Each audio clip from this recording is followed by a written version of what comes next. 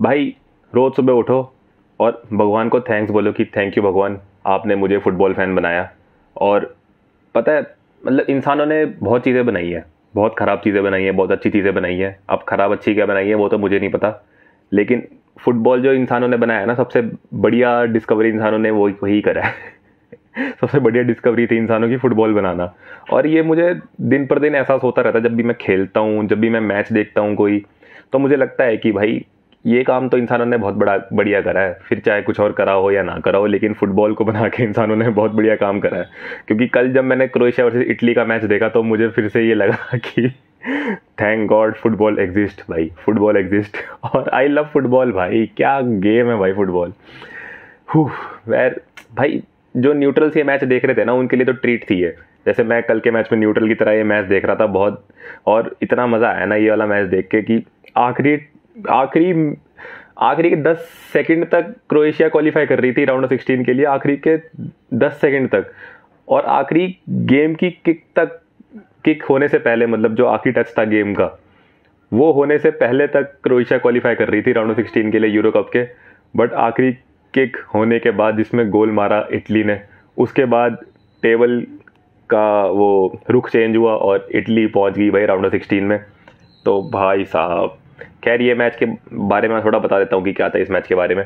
भाई देखो, Italy versus Croatia का मैच ऐसा था कि अगर ये मैच ड्रॉ होता तो इटली क्वालिफाई करती, और अगर ये मैच क्रोएशिया के लिए मस्ट विन था। ये मैच अगर क्रोएशिया जीतती तो ही क्वालिफाई करती राउंड ऑफ 16 के लिए, वरना क्रोएशिया क्वालिफाई नहीं करने वाली थी। अब इस मैच से पहले तक ये था कि सबसे ज़्यादा एक्सजी क्रिएट करने वाली टीम है क्रोएशिया की। मतलब गोल स्कोर नहीं कर पा रहे थे, 2 ही गोल स्कोर करे थे, 5 पॉइंट कुछ की एक्सजी थी उनकी मैच से पहले, कल वाले मैच से पहले, और 2 ही गोल स्कोर करे। और दूसरी तरफ थी इटली, जिन्होंने अभी तक इस मैच से पहले तक सबसे ज़्यादा इंटरसेप्शन और टैकल्स किए थे, 45 या 50 के राउंड कुछ ऐसे थे, मैं नंबर पढ़ रहा था। इतने इतने ज़्यादा टैकल्स और इंटरसेप्शन सक्सेसफुली उन्होंने करे थे। तो प्रॉपर अटैक और डिफेंड का डिस्प्ले होने वाला था इस वाले मैच में भाई। और मज़ा आ गया है वाला मैच देख के, क्योंकि फर्स्ट हाफ में जो इंटेंसिटी थी, क्या स्टार्टिंग के 5-10 मिनट तक तो क्रोएशिया लगी पड़ी थी, बट उसके बाद 5-10 मिनट लगे थोड़ा सा इटली को अपने उसमें आने में, थोड़ा सा अपना गियर चेंज करने में। बट उसके बाद इटली ने भी पूरा अपना जवाब दिया उस चीज़ का, अटैक बनाने शुरू करे और बढ़िया अटैक बनाए। और भाई इस मैच में यार बहुत सारे मैन ऑफ द मैच हो सकते हैं मेरे हिसाब से तो, क्योंकि हर बंदा इस मैच में ऐसा खेला है ना कि गेम ऑफ द लाइफ हो भाई, उसकी उसकी जान डिपेंड कर रही हो इस वाली गेम पे, ऐसा खेला है हर बंदा इस वाले मैच में। और मैच से पहले मुझे लग रहा था कि क्रोएशिया ऐसे मैचेस में जीत जाती है और अपने आप को रेस्क्यू कर लेती है, क्योंकि क्रोएशिया, हम जो इतने सालों से क्रोएशिया को देखते आ रहे हैं पिछले कुछ सालों से, तो हमने देखा है कि क्रोएशिया हर टूर्नामेंट की एक अंडरडॉग टीम रही है, और ऐसे मोमेंट्स पे वो क्लच कर लेते हैं, अपनी नर्व होल्ड रखते हैं और अगले राउंड में या फिर पहुंच जाते हैं अगले राउंड में, वो लोग जैसे जैसे मर मुर के पहुंच ही जाते हैं जैसे जैसे, है ना। तो कल के मैच में भी हम यही देखने वाले थे। और सेकंड हाफ जब शुरू हुआ तो क्रोएशिया ने थोड़ा सा और खुद को अलग तरीके से गेम को अप्रोच करा, अटैक्स बनाने शुरू करे। और 52-53 मिनट के आसपास क्रोएशिया को मिली पेनल्टी हैंडबॉल की, जो क्लियर पेनल्टी थी, उसमें कोई वो डिबेट तो होनी नहीं चाहिए, क्लियर पेनल्टी थी वो। Luka Modric steps up to take the penalty, और डोनारुमा की बहुत ही बढ़िया पेनल्टी सेव, और अगले ही अटैक में क्रोएशिया गोल मार देती है। और गेस भाई कौन गोल स्कोर करता है? लूका गॉड्रिच। पेनल्टी मिस करने के बाद अगले अटैक में गोल स्कोर करना, लूका मॉड्रिच भाई, और बन चुका है यूरो कप का oldest player to score a goal. तो बहुत बढ़िया रिकॉर्ड है ये, और सालों साल हम देखते हैं भाई क्रोएशिया को कैसे कैरी करा है लूका मॉड्रिच ने, और उस वाले गोल से भी ये साबित हो गया है, ये जो कल जो गोल स्कोर किया लूका मॉड्रिच ने, कि क्रोएशिया अगर एक टीम है तो उसकी जो टीम की दिल की धड़कन है वो है लूका मॉड्रिच। वो जो गोल स्कोर करा उसके बाद तो खैर मुझे लगा कि भाई डोनारुमा कुछ ज़्यादा ही अनलकी बंदा है, इतनी बढ़िया पेनल्टी सेव करी, उसके अगले ही मतलब कुछ ही सेकंड्स हुए होंगे, 25-30 सेकंड हुए होंगे, उसके बाद क्रोएशिया ने गोल स्कोर कर दिया। तो उसके बाद क्या हुआ कि चेंजेस करे स्पलेटी ने, इटली का हेड कोच स्पलेटी, उसने चेंजेस करे कि ऐसा को अंदर लेकर आया। और मुझे तो खैर ये था कि भाई अभी भी कोई लेकर आ रहा है, अभी भी मत लेकर आ। पहली बात तो तेरे को स्टार्ट करना चाहिए था कि ऐसा को बेंच करने की सेंस ही नहीं बनती जब इतना बड़ा मैच हो। कि ऐसा जैसा बंदा जो यूरो कप में तो हमने देखा ही है कितना बढ़िया खेलता है, और उसको आपने बेंच कर दिया तो उस चीज़ की कोई सेंस ही नहीं बनती। और अटैकिंग चेंजेस करे, डी मार्को को बिठाया, किएसा को अंदर लेकर आया, और भाई सेकंड नहीं लगा गेम चेंज होने में। फिर 20-25 मिनट तक इटली लगी पड़ी है भाई उनके अटैक बनाने में अपने, और क्रोएशिया को तंग करने में। क्रोएशिया ने बहुत बढ़िया डिफेंडिंग डिस्प्ले किया है यहाँ पे। जो चीज़ करनी चाहिए थी इटली को, वो चीज़ अब क्रोएशिया कर रही है। कि जो मैच से पहले मैंने बताया कि सबसे ज़्यादा टैकल्स और सबसे ज़्यादा इंटरसेप्शंस जो इटली के हैं, वो चीज़ अब क्रोएशिया कर रही है। भाई सारे बंदे, ग्वार्डियोल, स्टैनिसिच, पोंग्राचिच, ब्रोजोविच, कोवाचिच, ये सारे बंदे अच्छे से डिफेंडिंग कर रहे हैं एकदम, और बिल्कुल स्पेस दे नहीं रहे शॉट वगैरह मारने की, क्रॉसिंग की, कुछ स्पेस नहीं दे रहे हैं यहाँ पे इटली को। और बहुत बढ़िया डिफेंडिंग डिस्प्ले दिखाया क्रोएशिया ने, और इटली ने बहुत बढ़िया अटैकिंग डिस्प्ले दिखाया। तो एज अ न्यूट्रल भाई लग रहा होता है कि यार अब तो गोल हो जाए, अब तो गोल हो जाए, क्योंकि हम ना सोच रहे होते हैं कि यार ये भी बच गया, ये भी बच गया। अब ऐसा कुछ नहीं है कि भाई मैं सपोर्ट कर रहा था इटली को, और ऐसा भी कुछ नहीं है कि मैं लूका मॉड्रिच को इस टूर्नामेंट से बाहर देखना चाहता था, ऐसा भी कुछ नहीं है।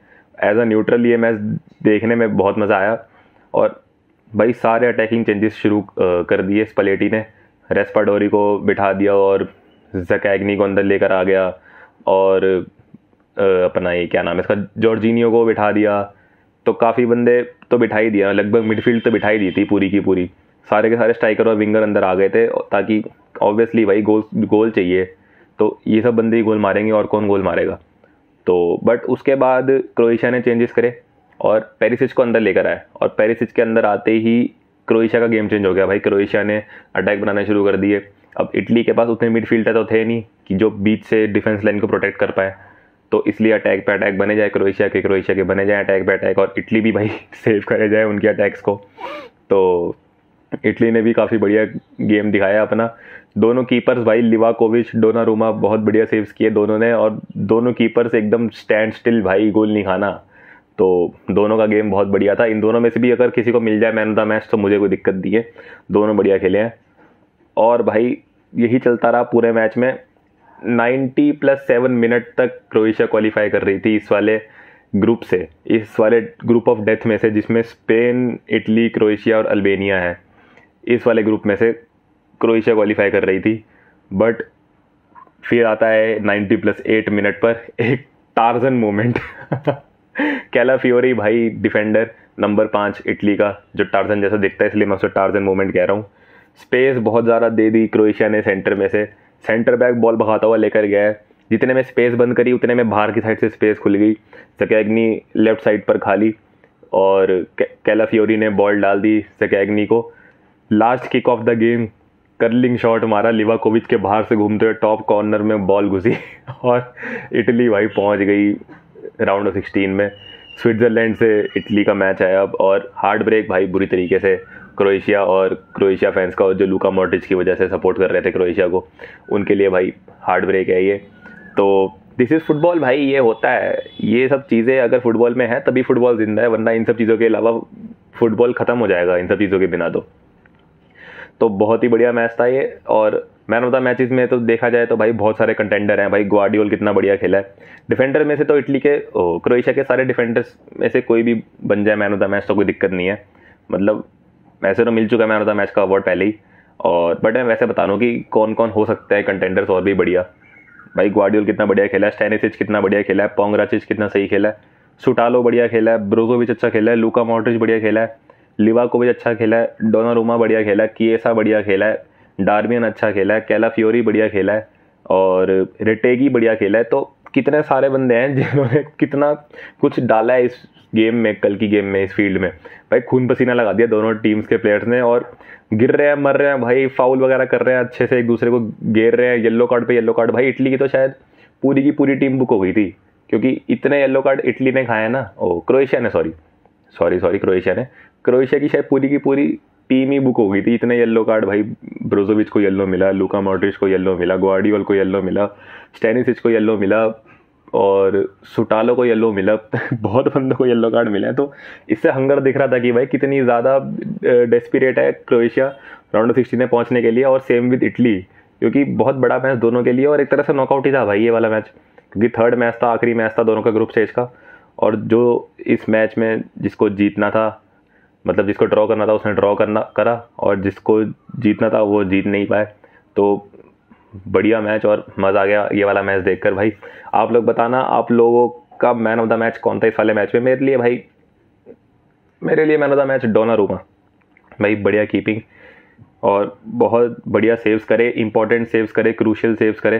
पेनल्टी तक सेव कर ली थी भाई, बट अब उसकी क्या ही गलती की, एकदम से अटैक बन जाए, कोई डिफेंडर ही ना आए बचाने के लिए, तो उसकी गलती तो नहीं है यहाँ पे। बट मेरे लिए man of the match Donnarumma. आप लोग बताना कि आप लोगों का मैन ऑफ द मैच कौन था कल के मैच में, और मोमेंट ऑफ द मैच क्या था आपके लिए कल के मैच में। लूका मॉड्रिच का गोल या फिर लास्ट मिनट ज़कैग्नी का इक्वलाइज़र जिसकी वजह से इटली पहुंची राउंड ऑफ 16 में। ये सब बताना मुझे कमेंट्स में। मैं आपसे मिलता हूँ अर्जेंटीना के मैच के रिव्यू के साथ। अर्जेंटीना वर्सेस चिली, या चिले जो भी है, वो हिंदी में चिली बोलते हैं, तो उस वाले मैच के रिव्यू के साथ मिलते हैं। भाई मज़ा आ गया।